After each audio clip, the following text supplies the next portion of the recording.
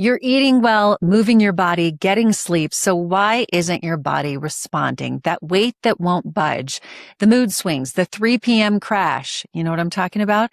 The answer might be a tiny gland in your brain that you've never heard of.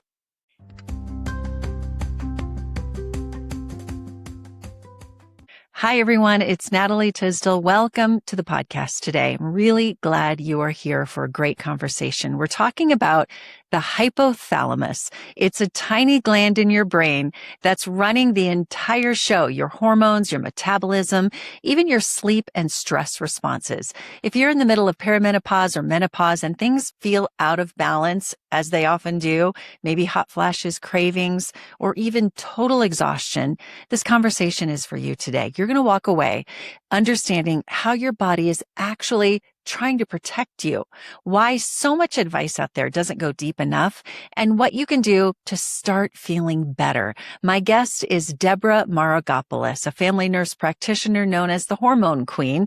She spent more than 2 decades specializing in the science of how our brain, hormones, and immune system all talk to each other, with a particular focus on optimizing the hypothalamus. And she's going to explain why that is so important. She's the author of Menopause Action Plan and Hormones in Harmony, the creator of the hypothalamus supplement called Genius Gold. And she's the past president of the California Association of Nurse Practitioners. What I really love about this conversation and about Deborah is how she bridges real medical science with a practical, reassuring approach to healing. She shares the latest research in a way that just makes sense. So before we dive in, if you've ever wondered whether a new health trend is actually right for you, and it seems like they pop up all the time, well, I've put something together for you. It's a free guide. It's called 12 Questions to Ask Before Starting Any New Health Trend. You can grab it for free at natalietysdal.com. I'm going to put the link in the show notes to make it easy for you. And if honest guidance is what you need about your health right now, subscribe or follow the show right here, wherever you're listening, and check out my weekly newsletter at natalietysdal.com as well. No hype, just good information and support. Let's get started today with my guest, Deborah Maragopoulos. Deborah, thank you so much. It's nice to meet you and have you on the podcast. Well, thank you so much for having me, Natalie. I just want to really appreciate what you're doing here for your guests. And I just want to encourage them to put a review in. I put a 5-star review from the last podcast that you posted. So I'd like them to do the same if that's Thank okay. you so much. It means so much when people do that. I don't think people realize how much that means. So I appreciate you doing that. It really does. It gets too. you up to the top and people can find you better. Hey, the goal is to help people with their health, right? Exactly. But you can't help them if they can't find you. It's true. So thank you. Well, we want to help people today. This topic, I think, is so interesting because I've been doing health news for 30 years and I've heard the word, I'm about to say it, but I don't really know what the hypothalamus does and why it's so important. Well, I'm really glad that you are a newbie because that's where I want to start. And you did pronounce it properly, hypothalamus. Oh, good. So the hypothalamus is a tiny gland in the brain that literally is the maestro of your entire symphony of hormones, neurotransmitters. It controls your immune system, your nervous system. It's the portal for your brain to get its nutrients, etc. It actually speaks directly to the gut microbiome. There is nothing that the hypothalamus doesn't have its finger on the button. And it is really the upstream issue. When people have downstream problems, that's the upstream issue. Are there problems with the hypothalamus? I mean, I think of it like the microchip, like you just said, like it's controlling it. But how do we know if it's a problem? That's a really good question. So the biggest issue with the hypothalamus is that it can become dysfunctional due to toxic environment, nutritional deficits, or overnutrition. When your hormones start to get out of balance, it starts a dysfunction. Typically, what we'll find is that the hypothalamus becomes dysfunctional when you're going through perimenopause, so which is really common. All the symptoms we see is not so much that you're missing the hormones, it's that it set off hypothalamic dysfunction, like hot flashes. The hypothalamus control is a temperature regulator. That's what regulates your temperature. So Go ahead. So basically, the hypothalamus is at that master control. The way to think about it, the way I kind of explain it to my patients is, we're all working on these computers. Your hormones are like your software, okay? The body is the hard drive. The hypothalamus is the operating systems, okay? It literally controls it all. So let's talk about how to support your hypothalamus. Are there specific things we need to be doing in terms of what we do for everything else? Eating well, exercise, water, do all of those things support the hypothalamus? Yes. What supports the hypothalamus is a healthy lifestyle. So plant-based diet, trying to get as much nutrition as possible, trying to avoid toxic foods and things like that. The other piece of it is being active, not necessarily overly active, but not sedentary. And the biggest piece is sleep.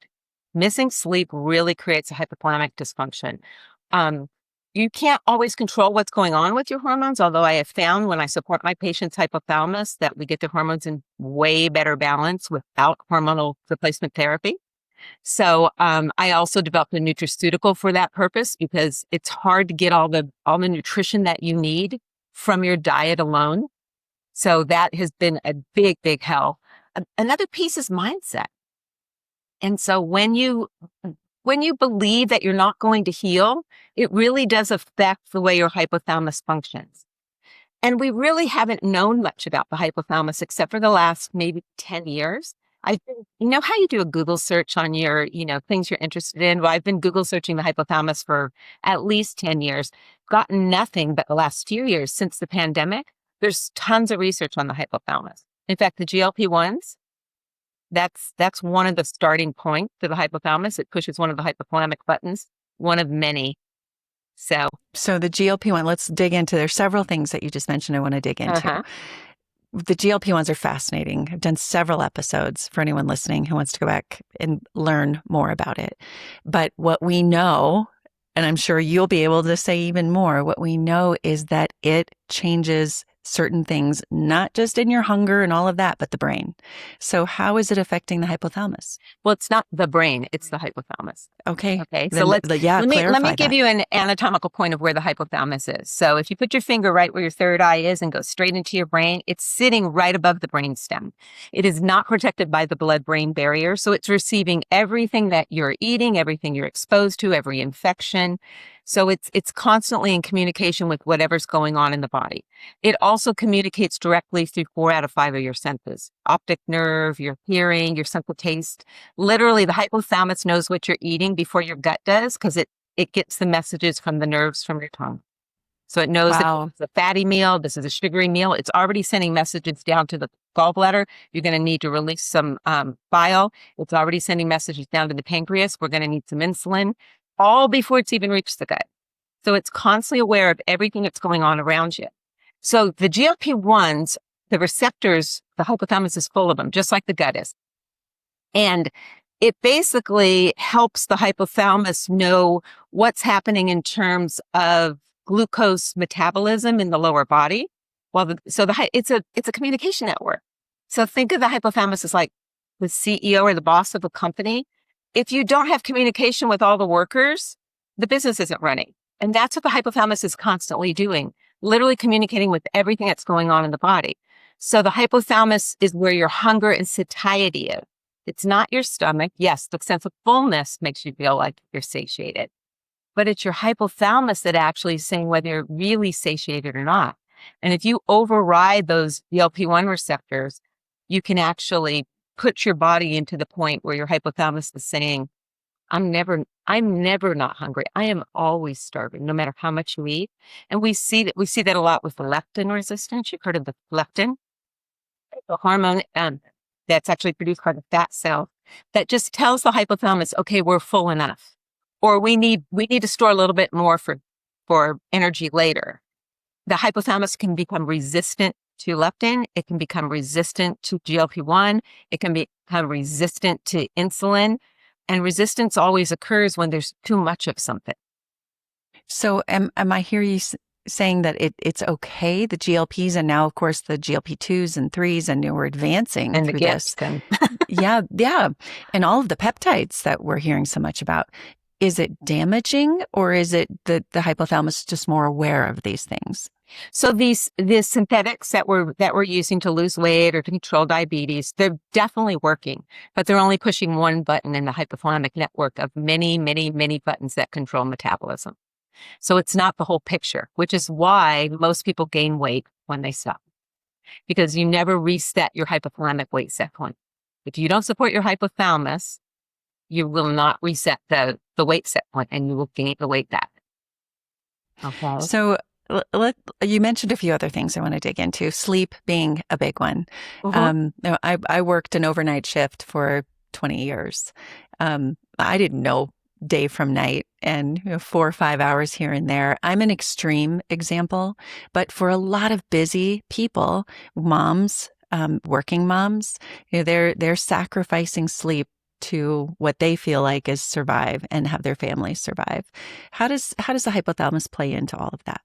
Well, the hypothalamus is sensitive to light messages, not just from your eyes, but from your skin. You have cytochromes in your skin that basically give back the messages. So when you are not starting to come down from the day after dusk, so what dusk is the pink light of dusk blocks the blue light of daytime, and that tells the hypothalamus, okay, we're going into nocturnal mode.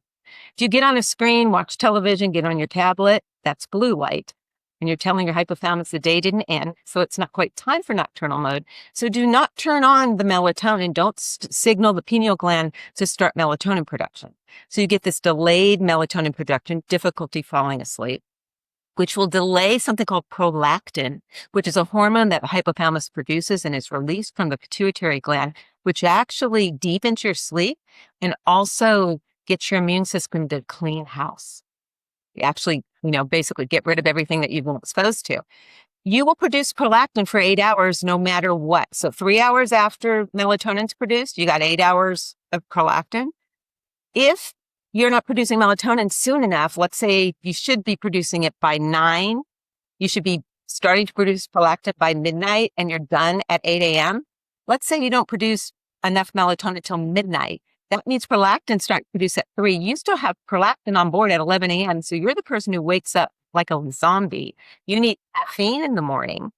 You feel like your day just doesn't start. And I got to tell you that every woman that I've seen, patient, if I see males and females, but every person I've seen that have an autoimmune issue or they've been overweight chronically have elevated daytime prolactin. So what prolactin does in the body naturally is it supports the immune system at night. You should have low levels during the day. The only people that have high levels are pregnant women and lactating women. Okay. Why do they have high levels? Because the high hormones of pregnancy would actually induce growth in her body, tumors. It actually blocks those receptor sites. So she doesn't get tumors and the baby's immune system's doing its thing. So if you're blocking your receptor sites, your hormones aren't working. And I don't care what we're measuring in blood or saliva or urine, it can't get into the cells. We cannot measure receptor site activity. We can measure certain hormones that affect receptor site activity. It's all so interesting and so delicate, like every little thing matters. So it makes me then think, and I know a lot of people listening are like, that all sounds really good, but where the heck do I start? How do I know if I'm all out of balance and if my hypothalamus is confused? Or where do you start? Well, the first thing to start is hopefully find a practitioner that's familiar with the hypothalamus. What I have found with most of my patients is they've been struggling for years. They've seen multiple practitioners and no one's really looked at the hypothalamus. It does take different eyes to look at the hypothalamus. I kind of consider myself a medical detective because I've had to figure it out through history, through lab work to try to figure out what was going on with the hypothalamus, because other than prolactin, oxytocin, growth hormone, there aren't any hormones in vasopressin that we can measure from the hypothalamus. We can't measure the big master hormones. So, and it's not easy. It wasn't easy for me as a clinician when I first started seeing these hormonally challenged patients with neurological, immune, and endocrine issues. I was in an integrative practice. I left conventional medicine, started my integrative practice. I was giving them all this natural stuff, but I was still sending them out with downstream treatments. And I knew I wasn't really getting to the core issue. And I didn't get to the core issue until I like meditated about it. I really believe a lot in prayers and dreams and meditation and like, show me the answer. And then one day in my office, the Scientific America magazine shows up. That was when I had like real magazines in the office. And there was a fat white mouse and a little skinny, healthy one. And I'm looking at this, reading the research, and like, oh my gosh, the obese mice have all the issues my patients have. They have low thyroid, they have low adrenal, they're anxious, they're not sleeping, they're not reproducing anymore. They sacrificed the mice, found out that the fat mouse is not producing something called POMC, a huge hormone, pro-opioid melanocortin, that the hypothalamus produces that controls thyroid, adrenal, glucose metabolism, day-night cycles, how much glucose your liver stores, and then it becomes beta endorphins when it's all over. So it was at the core. And that's one of many hormones the hypothalamus produces. So I'm like, bingo, that's it. It's the hypothalamus. So that was 30 years ago. It's taken me all this time to have research prove what I've seen in my patients. So what do you do to support it? We talked about the sleep. We talked about the nutraceutical. We talked about supplement, the nutrition. We've talked about activity, mindset, but really understanding what's happening for you. And, that's why I write the books and I do the educational courses to help people understand what's happening so they can go in with, a plan to their provider and say, I think we need to look at something else there. Yeah. And it's not their fault. It's not your fault if you haven't figured this out, because most providers haven't. Yeah. Most providers haven't. So give me 3 or 4 things that are hurting the hypothalamus. Sleep issues, not getting regular sleep, not shutting down the blue light, all of that. Other things, the typical things, sugar, alcohol, like, are any of these things? What's the worst thing? Generally, they're culprits, is right? a high-fat diet along with the high-sugar diet. So you can actually induce hypothalamic dysfunction by feeding people or animals high-fat diets. Okay, so that's a big thing, and a high-fat diet usually will also lead to insulin resistance. So, and it will cause the insulin resistance is not necessarily starts in the periphery in the body; it actually starts in the hypothalamus.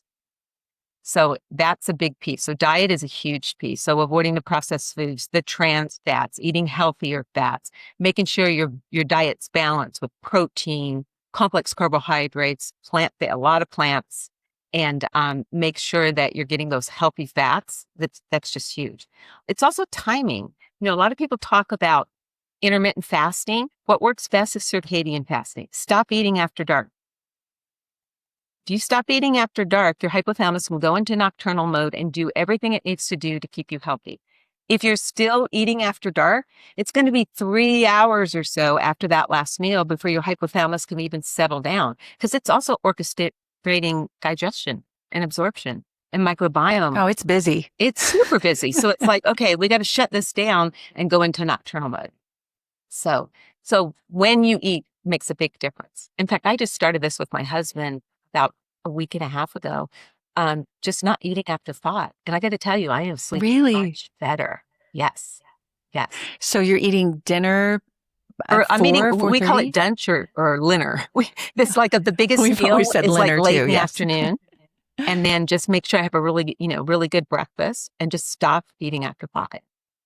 And it's been, do you have a transition time with that? Were you hungry 6, 7 before bed? I've always woken up hungry, but what I'm finding is I'm not craving as much during the day, and I'm not having any slumps in my energy that I would normally bump up with a little bit of food.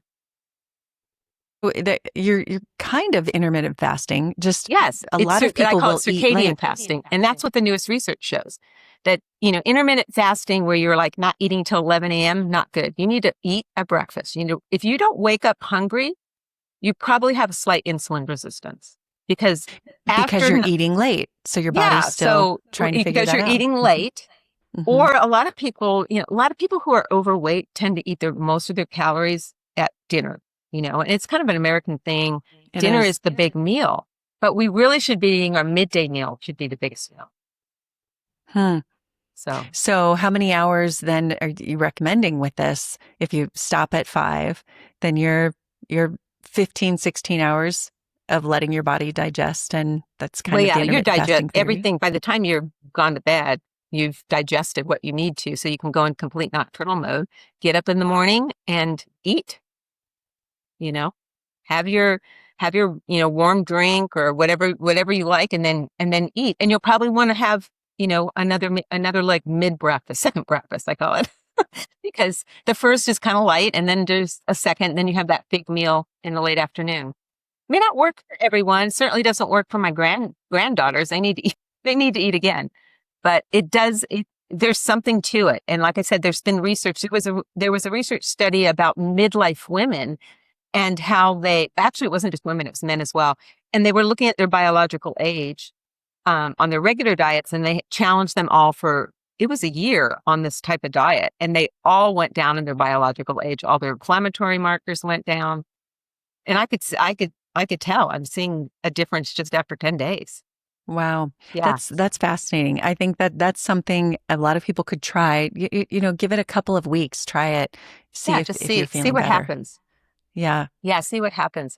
But that's a big piece of it. And then, like I said, nutraceutically supporting your hypothalamus. There's so many What pieces would that there. look like? What do you mean by that? There's a lot of things out there that talk about it. The main thing out there is a glandular. The problem with glandular hypothalamic support is you can't take it for very long. You could take it 3 to 6 months and then it's no longer working for you. Have you seen those studies where, those radioactive glands, they basically, let's say I'm infertile, I'm going to take ovarian glandular. It goes to my ovaries, it does its things for about 3 to 6 months, and then it becomes a toxin. So I actually developed a plant-based nutraceutical that you could take all the time so that you had that support constantly. And that's worked really, really well. So, and it's the main heart of it are amino acids that are designed to balance the hypothalamus, and then seed vegetation, sprouted grains, all non-GMO and gluten-free. And then, a lot of the adaptogenic herbs that you're probably familiar with. It's all the stuff I was giving the patients in bottles and bottles and bottles of stuff. The formula itself came to me in a dream when I was like, how do I put all this together? And it just downloaded in dreams for 3 months and put that together. And that's, that has really been the core to really help my patients, start to get balance. And then I try to figure out what exactly started the hypothalamic dysfunction, because sometimes it's not what you think. You look at their diet and their sleep, and, a nurse working graveyard shifts and she's eating not very well and she's super stressed. Yeah, all that. But then when I go back in their history, I might find that, what? The real issue is she has heavy metal toxicity that she picked up from drinking well water when she was in puberty. And she's had hormonal issues this whole time. So I need to chelate that out. So I go way back in their history to figure out what was the first assault. It could be environmental. It could have been, I've seen assaults happen that are like one of those, adverse childhood experiences, like abuse or neglect. And that starts that HPA axis, just running. And it's not turning off. And that will cause chronic hypothalamic dysfunction, because your hypothalamus was meant to get you away from a tiger, not constant stress. And that's the problem in our society Oh, today, is that yeah. constant stress. Yeah. I love how you dig deep. I talk about that a lot here with my guests too. Like, I learned this as a health reporter for so many years. And actually my big awakening to it was when I was a young reporter, and I interviewed a pharmacist who then became an author, and she's wonderful.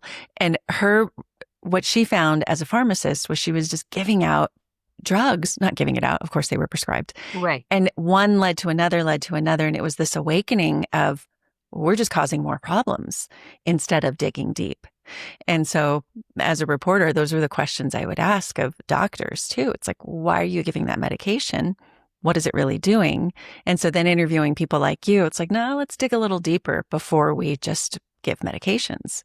And we learn so much about the body and ourselves when we get to the root. Exactly. And you know what's interesting is I found that once I start supporting my patient's hypothalamus, that even things that I've really dug with them, if it's kind of hidden, they don't remember, with the nutraceutical support and we're fixing their sleep and we're trying to reduce stress and we're doing all the lifestyle stuff, they start to remember. Like the hypothalamus says, it wasn't safe to remember this stuff, but now it is. And I mean, I've literally had, patients say, my gosh, this is like having therapy in a bag. Because I'm waking up to all that's going on, and as an intuitive integrative nurse practitioner, I often sense what's happening, but they're not quite ready for it to be revealed. And so I have to like prove it with blood work, ask a few more questions. And it could be months before they're, oh my gosh, you've been kind of pushing me that something happened, but I had this dream and I remember it all. And that was the assault on the system that started the dysfunction that led you down this road. It's so interconnected, and we don't give enough credit to our bodies and all of this that it is. We brush it off. Many of us do. And the thing is with the hypothalamic support and really focusing there, you become your own healer because you become very aware of what you need. You crave what you need. You don't follow a strict diet. You just kind of crave what you need. And I found that remarkable. I mean, absolutely remarkable. When I started this work, I had hypothalamic amenorrhea, which basically means I had no periods. And I had no periods because I had an eating disorder since 14. And I was an obsessive triathlete with my body fat about 12%. So can't make hormones with that low body fat. Within 6 weeks of starting hypothalamic support, I had my first period that was not induced by hormones. I also was having crazy dreams and flashbacks of how my eating disorder started. And it wasn't the classic. It was me kind of suppressing my own natural gifts, not feeling supported. And I had believed that my mission would begin when I became a young woman.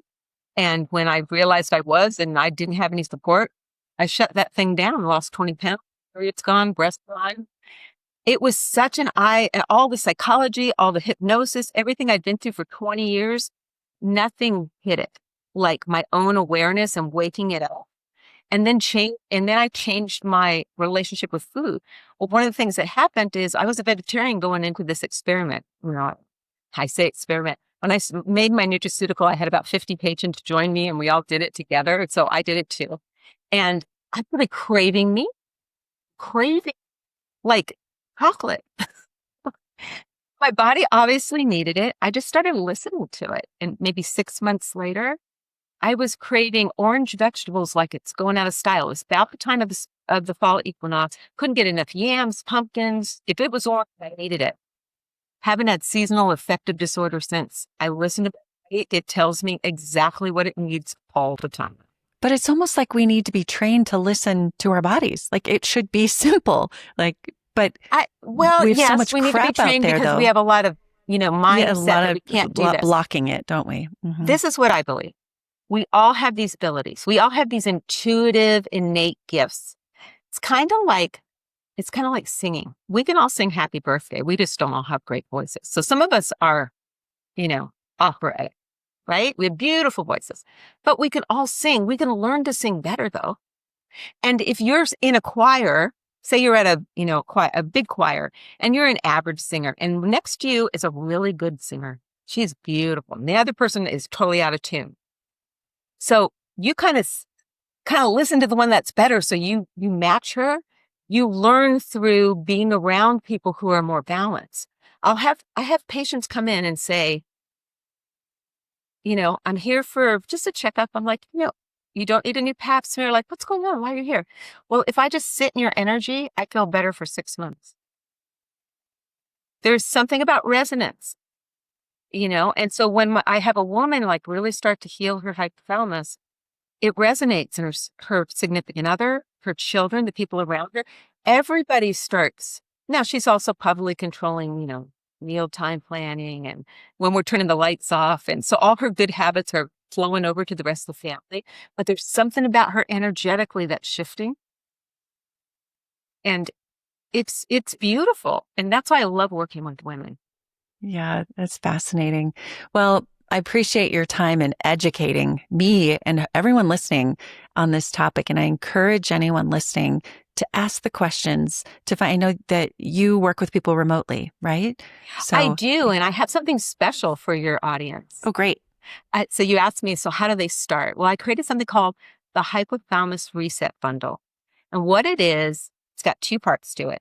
It's my hypothalamus handbook. It's, in a digital form, which is the guide I use to clinically diagnose and assess my own patients. I've had other providers use it, but I wrote it so the public can understand it. And then I take you through I call it your hypothalamus in action. It's basically case studies that I videoed, real patients. I've changed their names, but I take you through what I'm seeing so you can start to see the connections and, all genders, all ages. So you can really see from children, men, women, everything. So you can really see what's happening. Putting those two together in the Hypothalamus Reset Bundle, it allows you to to start to understand, to know what, blood work you might need or what to ask your provider, how much more help you might need. At least you have a starting point. And of course, I always personalize the care. So what I did for one case study isn't necessarily what I would do for you, but at least you have that starting point, and you'll see that it's really comprehensive. I address gut, I address lifestyle, I address mindset, nutrition, activity, hormones, everything. Fantastic. So a link to that, or you have something easy? So I can put it in the show notes. hormonequeen.com/Natalie. Great. Okay. Well, I'll be sure that we put that link also in the show notes if it's easier to remember, just to go to the show notes. Yeah. Deborah, thank you so much. I appreciate what you do and how you help people and your knowledge and research. Thank you so much. Thank you for joining the Natalie Tysdal podcast. You can follow along on Instagram and at natalietysdal.com. Subscribe to the show to catch every new episode and leave a review so I can continue to bring you fresh content. See you next week.